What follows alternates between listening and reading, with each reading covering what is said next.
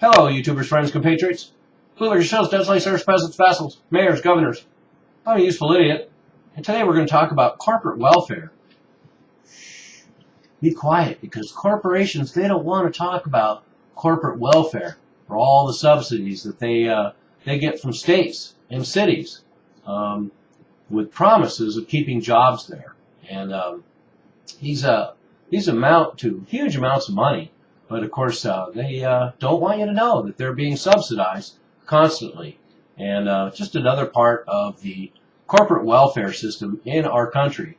And this includes cash rewards, free buildings, worker training, lucrative tax breaks. And a lot of these companies, like Boeing and GM, can use these subsidies to defer state taxes for up to 20 years. So not only are the claims that these companies will provide jobs for a local community sometimes dubious, but they don't even necessarily contribute to the local tax base. And that's an untold story as well. But the bottom line is corporations extort state and municipal subsidy packages with promises of jobs and, quote, building a strong relationship with the community, unquote. So that's your first tip-off when you hear the phrase, quote, building a strong relationship with the community, unquote, then get out your bullshit detectors. So let's go through some of the gruesome details. And part of that is, of course, the GM story.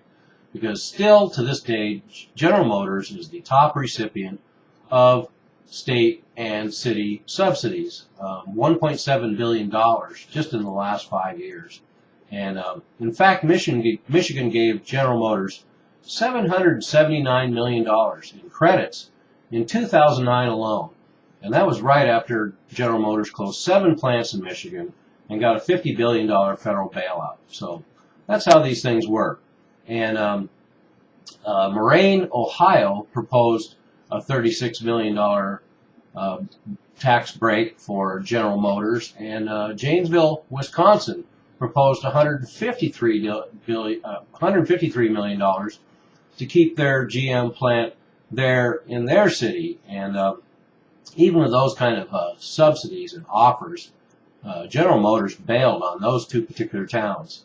And that's when it really hurts, because these cities pay out this money that they can hardly afford in exchange for jobs that no longer exist. And some of these small communities, these handouts actually account for up to 1/3 of their budgets, which is really pretty staggering to think about. Corporate subsidies, just the desperation of local politicians to look like they've created jobs, will promise up to 1/3 of a state or a city's budget in order to give incentives to these corporations. And the state with the most subsidies, corporate subsidies, is Texas with $19 billion a year. But the highest incentives per resident, interestingly, are Alaska, West Virginia, and Nebraska. And of course, when you think about their dominant industries, it's no surprise that most of the corporate subsidies go to the oil industry in Alaska, the coal industry in West Virginia, and the corn ethanol industry in Nebraska. So these patterns are easy to ferret out. So what the numbers add up to is that $80 billion each year is the estimate of what cities and states nationwide pass out to the corporations in breaks. $80 billion a year.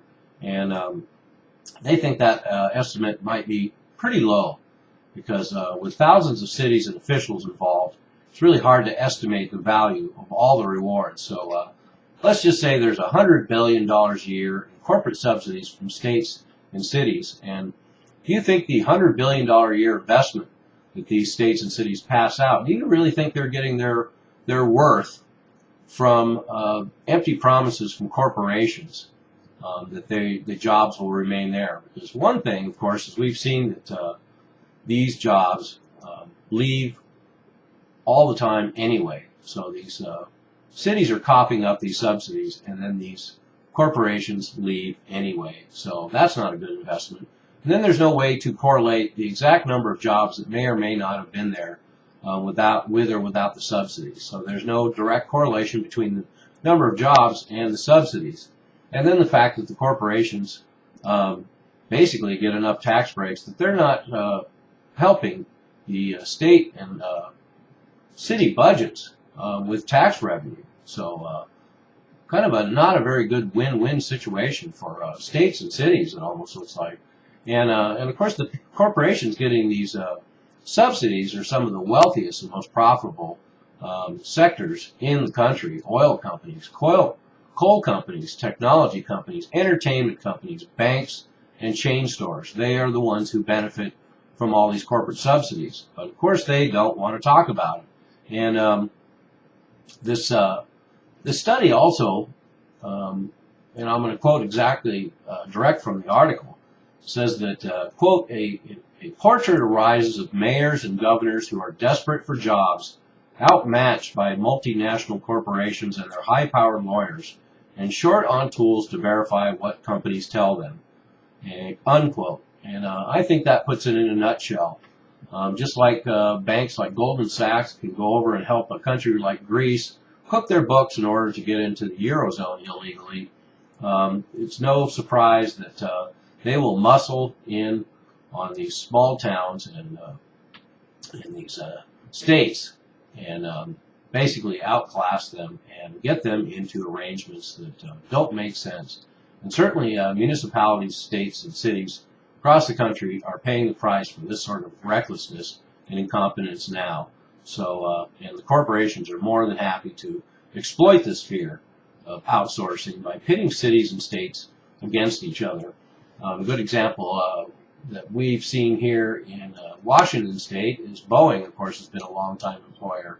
And they have gotten free buildings, free land, free freeway exits, free free tax breaks. They get local community colleges even have classes that teach the skills that they need there. And yet most of the jobs have been outsourced all over the world. And of course they moved a huge plant down to South Carolina. And then they moved their corporate headquarters into Chicago. Of course, getting ready for, and they constantly threaten the state with moving if we don't make the climate more hospitable to them.